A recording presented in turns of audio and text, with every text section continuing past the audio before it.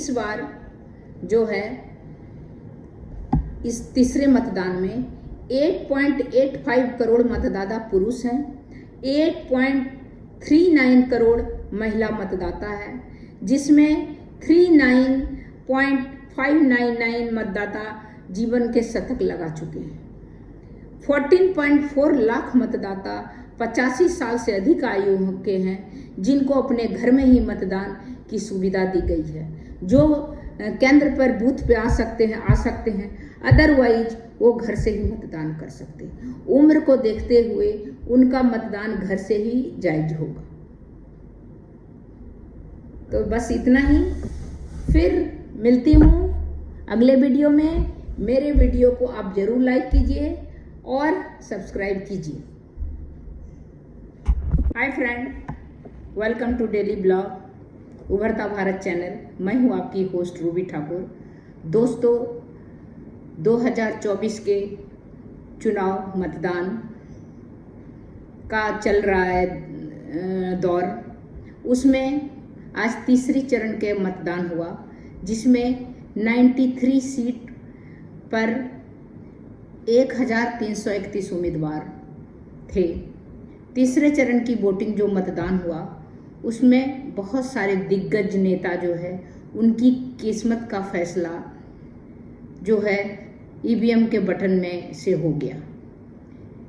93 seat में 72 सामान्य क्षेत्र हैं, क्योंकि इलेक्शन में भी आरक्षित सीट होता है, बिना आरक्षित होता है, SC ST का होता है। मेरा अपना ख्याल है कि कोई सीट को आरक्षण नहीं देना चाहिए, सबको जनरल करना चाहिए, सब मेरिट बेसिस पे आएगा, पब्लिक जिसको चुनेगा आरक्षित। लेकिन अभी है मामला आरक्षण का, तो आरक्षित है, तो उसमें 72, 93 में 93 में 72 सामान्य क्षेत्र था, 11 अनुसूचित जनजाति का के लिए, 10 अनुसूचित जनजातियां और 10 अनुसूचित जातियां, मतलब जो SC ST जिसको बोलते हैं, उसको अनुसूचित जनजाति बोलते हैं। जनजाति मतलब ST हुआ, ट्राइबल हो गया, जो जंगलों में रहते हैं। और अनुसूचित जाति मतलब हो गया जैसे आपका नीचे वाले जो हैं, जो आपको बोलिए, और नीचे जो जाति है वही, तो उस तरह करके उसको बोलते हैं। इस तरह करके उन लोग उम्मीदवारों के लिए आरक्षित होता है जगह, वो क्षेत्र आरक्षित रहता है। जैसे यहाँ पर था, यहाँ पर भी दिल्ली में भी बहुत सारे सीट जो हैं आरक्षित हैं, जिसमें SC ST कैंडिडेट ही वहाँ पर खड़ा हो सकता है, बाकी उन्हीं के लिए आरक्षण है। तीसरे चरण के मतदान में 18.5 लाख मतदान केंद्रों पर सवेरे 7 बजे से 6 बजे तक 17.24 करोड़ मतदाता अपने वोटिंग किए, अपने मत का प्रयोग किए, जो कि अपने मनपसंद सांसद चुनेंगे। ये अभी जो तीसरी चरण का जो मतदान हुआ, वो उसमें 65% वोटिंग हुआ। मतलब दो जो प्रथम चरण का मतदान था, द्वितीय चरण का मतदान था, दोनों चरणों के मतदान में ये मतदान थोड़ा ज़्यादा हुआ।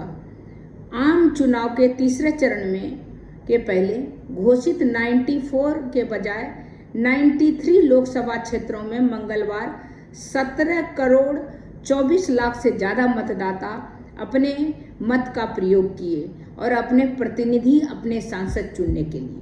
गुजरात के सूरत लोकसभा के क्षेत्र से बीजेपी के एकमात्र उम्मीदवार निर्विरोध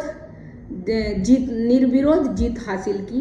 उनके अगेंस्ट में कांग्रेस का कोई प्रॉब्लम के कारण उनको उसका नहीं हो पाया, तो बाकी ने अपना पर्चा ले लिया, तो इसके कारण वो निर्विरोध चुने गए। तो बाकी 93 सीटों पर चुनाव हुआ। उसमें जो है सभी के भाग्य का फैसला ईवीएम मशीन के बटन के दब गया और उसके में कैद हो गया। 39,000 से अधिक वोटर 100 साल की उम्र के, मतलब 39,000 से अधिक वोटर 100 साल उम्र के। मतलब आप सोचिए हमारे देश में उम्र जो है, उम्र अब जो है बढ़ती जा रही है आदमी का। 100 साल के सोचिए 39,000 मतदाता हैं।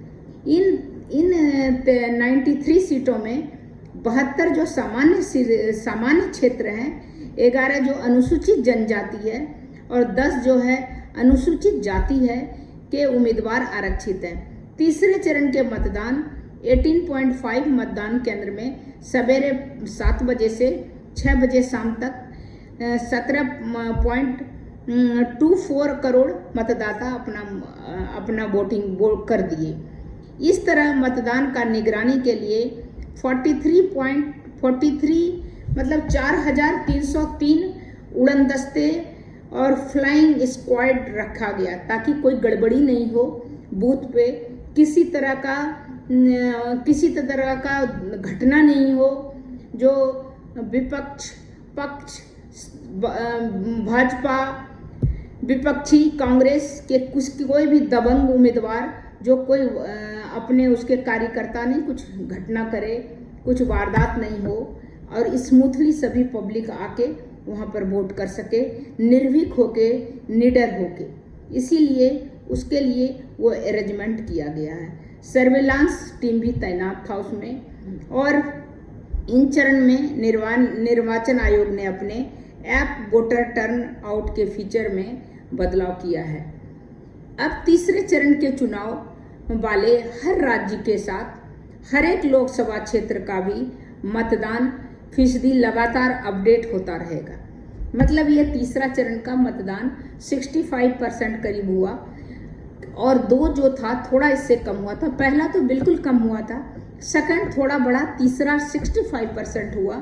अभी जो गर्मी लू थपेड़े को देखते हुए आयोग ने कहा कि हर एक मतदान केंद्र में पीने का पानी के अलावा ORS घोल उपलब्ध होगा, क्योंकि जो 100 साल का पब्लिक है वो अगर जाता है मतदान देने के लिए, वोटिंग करने के लिए, तो हो सकता है उनको लू मार दे, कुछ प्रॉब्लम हो, तो उसके लिए पानी ORS घोल का भी सबका अरेंजमेंट किया है। डॉक्टर भी हो सकता है, इमीडिएट गाड़ी भी रखे होंगे कि डॉक्टर भी आ सकता है। तो इस तरह करके सारा सुविधा का ख्याल रखा गया, जिसके कारण पब्लिक का इंटरेस्ट डेवलप हुआ कि अगर हम जाते हैं कोई प्रॉब्लम भी होगा तो वहाँ इमीडिएट हमारा संज्ञान लिया जाएगा, केयर किया जाएगा। इसीलिए हो सकता है कि वोटिंग करने के वाले पब्लिक का मात्रा बढ़ा और 65% हुआ। नहीं तो पहले चरण दूसरे चरण के कंपैरिजन में तीसरे चरण, जबकि अभी गर्मी ज़्यादा पड़ रही है, फिर भी इलेक्शन बहुत अच्छा हुआ और उम्मीद है कि अंतिम चरण तक इलेक्शन 100% होना चाहिए, क्योंकि वोट देना सबका अधिकार है। वोट अवश्य दें, अपने मनपसंद सांसद को चुनें जो आपके स्टेट का, आप लोग का, सबका किसी भी तरह का जो परेशानी हो, जो यहाँ पर डेवलपमेंट का मामला हो, वो लोकसभा में उठाए और वहाँ के जो फंड मिलता है उसका सही उपयोग करे आप लोग के क्षेत्र को डेवलप करने में। इसीलिए हर एक आदमी, हर एक घर के प्रत्येक सदस्य का ये रिस्पॉन्सिबिलिटी है, जिम्मेदारी है कि अपना मतदान करने का। इसीलिए जो भी मतदान के उम्र के लायक हैं, लड़का लड़की, बुजुर्ग, घर के सभी सदस्य मिल के जाके मतदान करें और अपना सांसद अपने मनपसंद का चुने, जो नुमाइंदा चुने, जो आपके कार्य को, आपके क्षेत्र को डेवलप करे और जो भी फंड मिले उसका सही सदुपयोग करे। इसीलिए जाति पाति धर्म को छोड़कर सही उम्मीदवार चुने जो कि सही कार्य, सही चीज आपके डेवलपमेंट करे, आपके एरिया का जो भी फंड आए उसका सही सदुपयोग करे, ये नहीं कि अपने पॉकेट में डाले। इसीलिए कोई किसी का, अगर भाई भाई में पटता नहीं है, रिश्तेदारी में नहीं पड़ता है तो जाति जाति में कौन आपका करेगा। अगर आपके जाति का कोई बनता है तो सबसे पहले अपना घर, जैसे ही वो जीत जाएगा और कुछ बन जाएगा, इसके बाद वो भूल जाता। आप उसके दरवाजा पर भी जाइएगा तो आपको एंटरटेन नहीं करेगा। इसीलिए जाति छोड़ दीजिए, आप जेन्युइन आदमी को लाइए जो आपकी तरक्की में, देश की तरक्की में उसकी भागीदारी हो, जिससे कि आपकी भी तरक्की हो, आपके बच्चों का भी हो, जो रोड, सड़क, बिजली, स्कूल, कॉलेज, हेल्थ सबके ऊपर ध्यान दे, जो सुरक्षा के ऊपर ध्यान दे, जो कि आपके बच्चे, हमारे बच्चे निर्भीक होकर रोड पे निकल सकते हैं, रात बिरात निकल सकते हैं। ऐसे उम्मीदवार को चुने।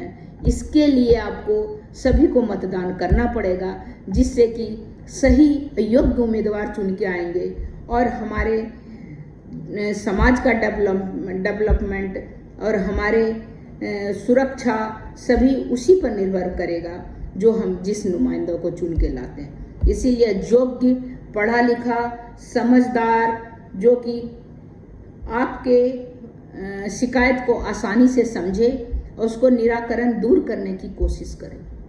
तब तक इतना ही, फिर मिलती हूँ अगले वीडियो में। तब तक के लिए नमस्कार दोस्तों। बेल आइकॉन जरूर दबाएं। अगर आप मेरे वीडियो पर नए हैं तो आप सब्सक्राइब कीजिए, जिससे कि हमारा वीडियो का लिंक आप तक पहुंचे। तब तक इतना ही। इसी तरह मैं इंटरेस्टिंग वीडियो आपके लिए लेके आते रहूँगी। नमस्कार।